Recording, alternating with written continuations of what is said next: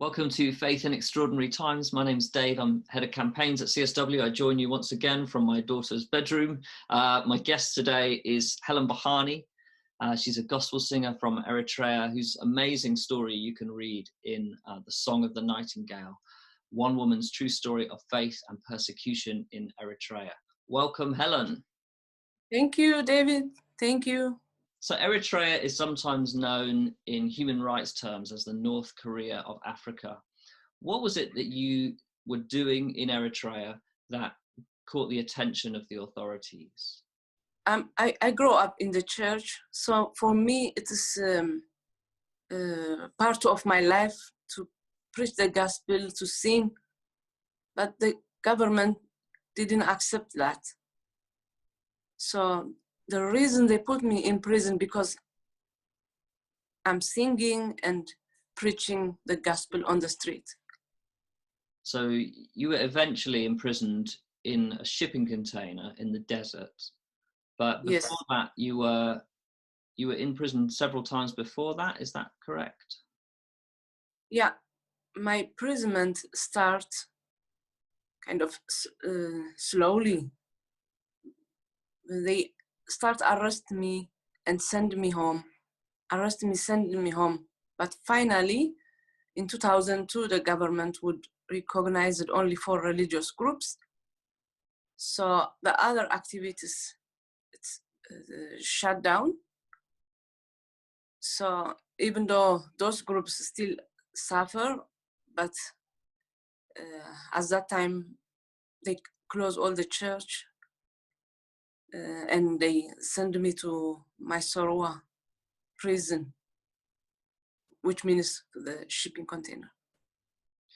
Can you just tell us, what was your impression when you first arrived in that place? What were you thinking? What did you see? Yeah, when we arrived there, because when I was young, I heard people, they say, there was animals, they stay one night in the shipping container, they die. So I have this kind of picture. So when they lead us to that area, so I didn't think they can put us there. So one guard, he opened this container.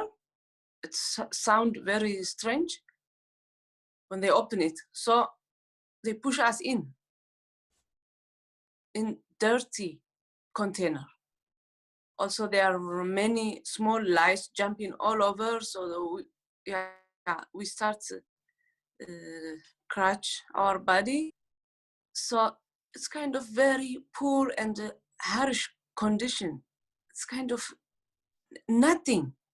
So we are asking, is there any toilet? So he says no. So he comes with one packet. And when we are asking, what about the light? Because it's very dark. So he says, no, there is no light. And they call it food, but it's not the right food. When you get that, you get diarrhea. So in the night, it's extremely cold. In the day, extremely hot. It's totally hell on the earth. What did you do? Like, what was your response? How did you cope with being there? Yeah, always in difficult times, in hard time, I'm more sensitive in the spirit. So I pray. So when they say something, for me, it doesn't give any meaning, because they are asking me all the time to sign and to deny my faith. The hardship, the test, it make me more aggressive to fight with that kind of enemy. So when they say the lion is coming, so you can't hide. You can't hide. You need to fight. You need to go out and fight. So they asked me, what can we do?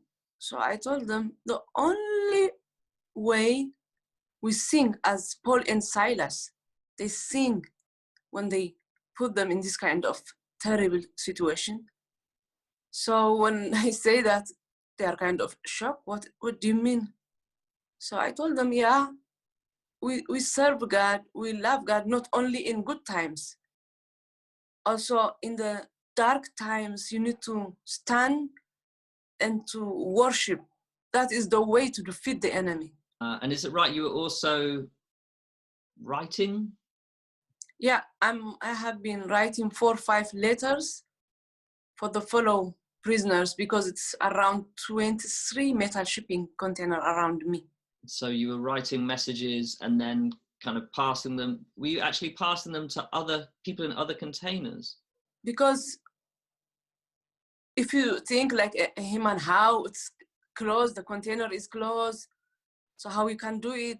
But if you trust the Bible, God can do amazing thing.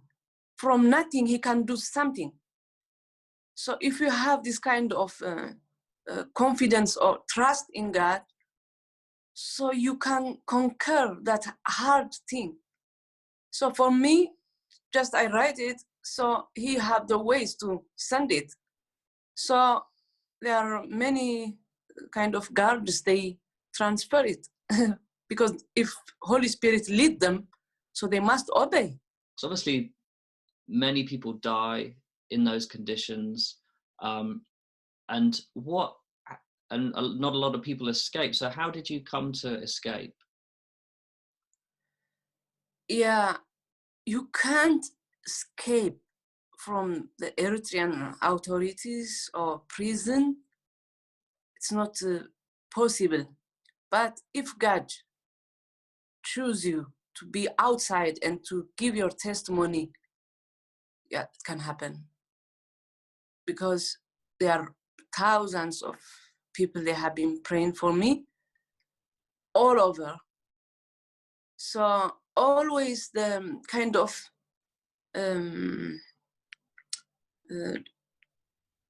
yeah, they try by everything to kill me. I didn't think so I can say it's easy. It's very hard until my body looks red and blue, shaking by itself. I have been totally conscious. Yeah, to escape from that, it's kind of people's prayer. Also, if you don't finish the calling that want you to do, you stay alive. So it's kind of by God plan, I'm out of this prison. But those people, they have been with me, they are still now in prison. So I'm out for purpose and to be voice for those voiceless. That was the reason. That's why God have always ways how to do it. But to survive from that container, it's kind of dream, David. It's hard. That's why we have been praying 3 times in the day, 3 times in the night. It's kind of war. Yeah, so always when you go to war, you need to have all the weapon, and you need to awake. So we have been kind of, we are not sleeping like nothing in front of us. So when you were in that place, like, did you ever feel like you say, this is like the darkest place imaginable, it's hell on earth? Did you ever feel like God had deserted you? No, that was, I want to send for everybody this kind of message, because God gave us the authority. Even it says in the Bible, if you believe, you can do more than I do. So if you are not rich for that, so you can't complain to God. Like now, the situation, people are shaking, afraid, and hide. It's not the solution. So when the dark comes, you need to stand. I didn't think so God make this kind of terrible lock the whole globally. No. Yeah, so for me, now that's why I'm praying more than I pray before because now we are in the war. So when you fear, so you can't do nothing. I have been working when people hide. So you can't hide from the lion when it's come to your house. You need to stand by faith and to fight with this kind of enemy, invisible enemy. Yeah, no, that's so encouraging. So your message to us, really, to all of us, is to not hide, not kind of go inward looking, but actually to pray all the more, to fast, to reach out. But as a Christians, we need to be clever and to turn it to good. Yeah, wonderful. Yeah, I Yeah. often think we will look back at this time and really think, like you're saying, really, this is a test, and how are we going to respond? And we want to be people who look back on this time and really think, yeah, I did all that I could have done in that time to really stand up for God. You mentioned lots of people were praying for you. Is there just a message that you'd like to give to all those who prayed for you while you were in prison? Yeah, I'm so happy to thank those people because it's a lot for me, also for my family. Because when I was in this hard time, my family, they have been suffer. They don't know if I'm alive or die. All those people around me, like the whole family. So it's kind of a big thing they are doing. I won't say thank you. I'm sure also if they continue to pray, those people, they are locked still in prison, they will come one day and to give their testimony. So I want to encourage them, just continue praying. Yeah. And what's the situation of religious freedom in Eritrea? We don't have any religious freedom. Yeah, no religion freedom. You can't exercise your belief.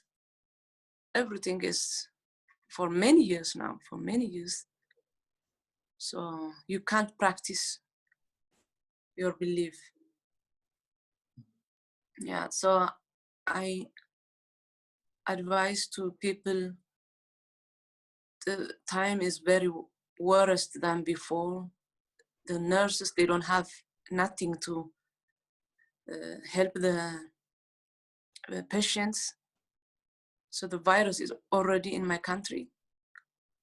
So yeah, so please pray for Eritrea more than before. We will do that. And I know that, yeah, as so many people from CSW supporters and others have prayed for you, Helen, we'll keep praying for Eritrea as the country. Thank you so much for joining us today, for taking the time. I know you're so busy with work and you're continuing to work through this. So we really appreciate you and appreciate your encouragement and also your challenge to us, I think, to push on and push out in faith. Thank you. Yeah, thank you. Thank you, Dave. Bye. Bye-bye. Bye. Thank you.